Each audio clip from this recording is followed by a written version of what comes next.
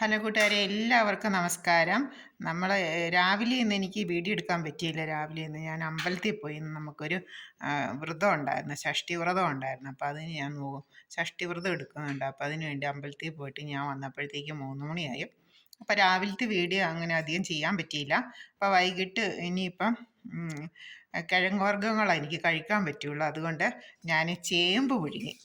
അരിയാഹാരം ഒരു നേരമാണ് കഴിക്കാൻ പറ്റുള്ളൂ. ഇന്നത്തേക്ക് അരിയാഹാരം കഴിക്കാൻ പറ്റത്തില്ല. ഇന്നലെ ഒരു നേരം അരിയാഹാരം കഴിച്ചു. ഇനിയിപ്പം ഇന്ന് പഴമോ അല്ലെങ്കിൽ ചേമ്പ്, ചെറുപയർ അങ്ങനെ എന്തെങ്കിലും കഴിക്കാം.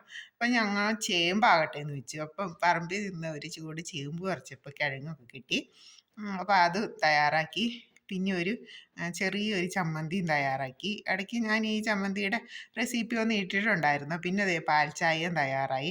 അപ്പം ഇന്നത്തെ വീഡിയോ ഇതാണ്. അപ്പോൾ അടുത്തൊരു വീഡിയോ ആയിട്ട് അടുത്ത ദിവസം കാണാം. Okay, bye bye, thank you.